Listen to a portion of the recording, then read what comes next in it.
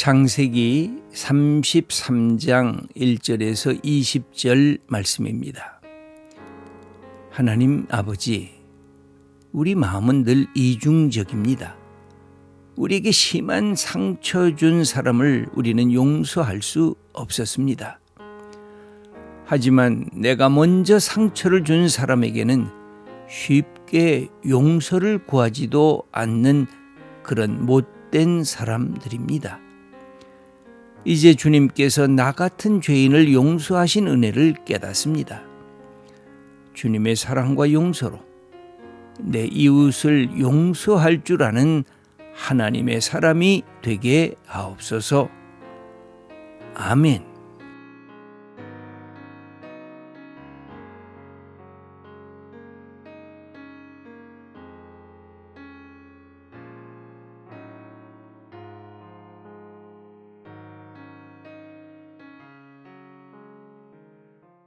이제는 야곱이 마음에 용기와 담대함을 갖고 있습니다.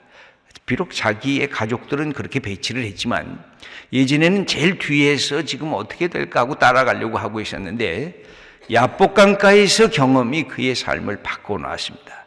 어떻게 했습니까? 자기는 그들 앞에 나아갔다 그랬습니다. 이 세 진을 만들었는데 그 중에서 그것과 상관없이 자기가 책임을 지고 자기가 이 모든 것들을 다 감당하리라 생각하고 맨 앞에 딱 나가서 이 에서를 맞이하게 됩니다. 이 말이 그냥 한 구절로 쓰여져 있는데 여기에 나타난 이 야곱의 심리적인 상태, 그가 믿음을 갖고 어떻게 변화됐는가가 보여지는 것입니다. 이젠 괜찮다. 이제 내가 죽으면 죽으리다. 내가 형 에서에게 미움을 받으면 미움을 받으리이다 하고서 그 가족들의 맨 선두에 섰습니다. 이건 우리의 삶에서 매우 중요합니다. 우리가 많이 가졌다고 하는 것은 많이 책임을 져야 된다는 뜻입니다. 내가 직분을 가졌다고 하는 것은 남을 다스리라고 하는 것이 아니라 남 앞에 섬기고 남을 바르게 이끌어 가라고 하는 그런 뜻이 우리의 모든 사명 속에는 담겨져 있습니다. 여기에 이 야곱은 이것을 참으로 깨닫기까지 수많은 세월들, 무려 20년의 세월이 흘렀다고도 할 수가 있습니다. 이제는 내가 하나님 앞에서 내가 이 모든 것을 책임지리라, 내가 모든 것을 내가 판단하고 내가 앞서가리라. 그리고 그들 앞에 나갔습니다. 그리고는 에서 앞에 가까이 갔는데 가까이 가면서 7번 땅에 엎드렸습니다. 이것은 야곱에게 있어서는 에서를 마치 하나님처럼 이렇게 높여 놓은 것입니다. 자기는 에서 형에게 일종의 자기 잘못에 대한 고백입니다. 회개하는 모습입니다. 형, 내가 잘못했어. 예전에 내가 형 속였어. 내가 너무 욕심이 많았어. 내가 형을 대접하지 않았어. 형을 귀히 여기지 않았어. 어떻게 하든 내 것만 내가 채우려고 했어. 이런 삶의 자기의 잘못된 고백을 그 7번이라고 하는 완전 숫자인데 그가 전적으로 형을 높이는 것, 예전에는 형을 어떻게 하든지 등쳐먹으려고 했었던 이 야곱이 이제는 형을 높이는 그것의 모습으로 바뀌어졌습니다. 그런데 여기 하나의 놀라운 사건이 생겨집니다. 4절의 말씀을 읽어보겠습니다. 에서가 달려와서 그를 맞이하여 안고 목을 어긋맞추어 그와 입맞추고 서로 우니라. 여기 에서가 어떻게 했다고요? 달려왔어요.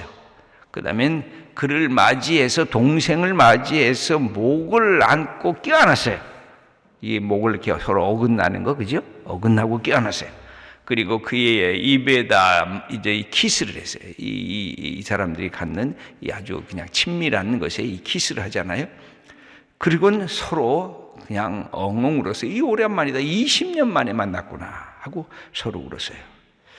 근데 여기서 에서의 모습이 여러분 누구가 떠올리지 않습니까? 누가복음 15장에 보면 탕자가 멀리 떠났다가 아버지가 탕자가 저 멀리서 오는 것이 보입니다.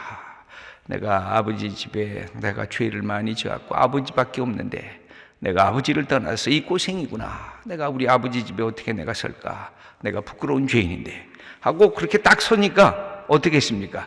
아버지가 거기에 달려갔다 그랬어요. 아버지가 달려가서 아들을 안고 이렇게 아들을 기쁨으로 맞이한 이 모습과 여기에 에서의 모습이 오버랩이 됩니다.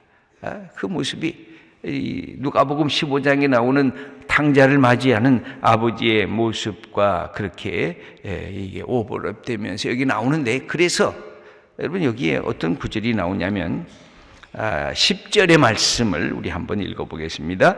야곱이 이르되 그렇지 아니하니이다. 내가 형님의 눈앞에서 은혜를 입었사오면 청하건대 내 손에서 예물을 받으소서. 내가 형님의 얼굴을 배운즉 하나님의 얼굴을 본 것 같사오며 형님도 나를 기뻐하심이니이다. 그런 말을 했습니다. 내가 형님의 얼굴을 보니까 마치 하나님의 얼굴을 본 것 같습니다. 마치 탕자가 나는 이거 어찌할까? 나를 받아줄까? 못 받아줄까? 내가 미움을 받고 다시 쫓김을 받지는 않을까? 이 야곱의 마음과 탕자의 마음이 거의 비슷합니다. 내가 어떡할까? 이 형 때문에 내가 형을 그렇게 했는데 형이 나를 맞아줄까? 근데 형이 막 달려와가지고 자기를 껴안고 자기를 용서하는 것. 여기 그 4절에 서로 울었다라고 하는 것은 이미 그 안에 용서와 사랑과 긍휼과 은혜, 이 모든 것이 그 안에 녹아져 있다는 것입니다. 여러분, 아버지가 아들을 안고 서로 울어보신 적이 있습니까? 어머니가 딸을 안고 서로 울어보신 적이 있습니까? 여러분, 이렇게 사랑하는 사람이 서로 껴안고 우는 것 속에는 그동안에 쌓였던 모든 속의 이 앙금들, 맺혀진 이 한들, 분노들, 이런 것들이 다 풀어지고 있다는 뜻입니다. 그래서 서로 기쁨으로 그 입맞추면서 서로 우는 그 모습 속에서 야곱은 우리 형님이 용서하시고 있구나. 그러면서 누구를 생각했냐면 용서하시는 하나님. 여러분, 용서는 하나님이 하시잖아요. 그 하나님을 형의 얼굴 속에서 경험하게 된 것입니다. 형님, 당신은 정말 하나님처럼 나를 맞이하셨군요. 그래서 여기에 이제 자주 나오는 단어가 있는데 은혜라는 말이 자주 나옵니다. 여기 보시면 이 야곱은 은혜라고 하는 말을 계속 쓰고 있는데 이 형한테 요청하는 것이 바로 이 은혜입니다. 8절의 말씀을 읽어 보겠습니다.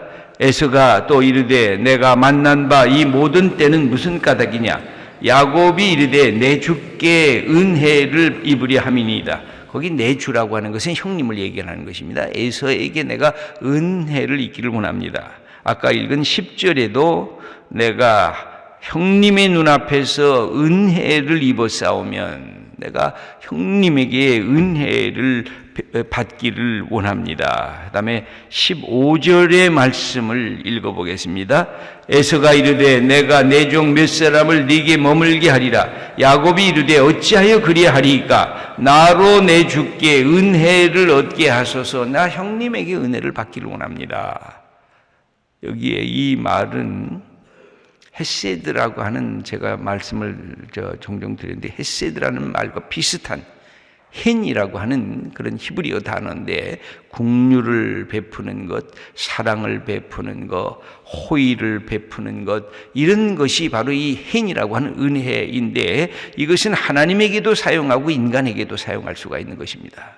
그런데 내가 형님에게 이 전적인 긍휼과 불쌍히 여김과 호의를 내가 받았습니다. 받기를 원합니다. 이 은혜라는 말은 그래서 하나님에게도 사용한 것을 보는데 5절의 말씀을 한번 읽어보겠습니다.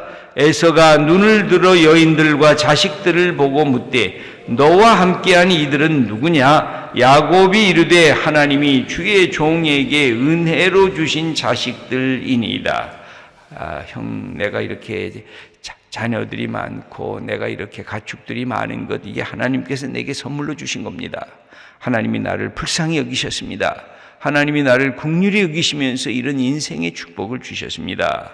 그런데 이 은혜라는 여기에 이 말과 형님 내게 은혜를 베풀어 주세요, 내가 이 모든 것 내가 감사한 마음이 있습니다 라고 하는 이 은혜와 이 동일한 단어입니다. 그래서 하나님과의 관계성 속에서 은혜를 받았던 이 야곱이 형을 만나고 형의 용서를 받으면서 이 은혜라고 하는 말을 통해서 내가 형님의 얼굴을 보니까 마치 하나님의 얼굴을 본 것과 같습니다. 약간의 우리가 보면 과장법이 그 안에 들어가져 있는 것 같이 보여지지만 그럼에도 불구하고 이게 연결이 되어 있습니다. 에서가 이 동생이 무릎을 꿇고 절을 하면서 그렇게 고백하면서 나오니까 그냥 다가서서 아는 것입니다. 마치 탕자의 아버지가 탕자를 아는 것처럼 그렇게 했던 것입니다.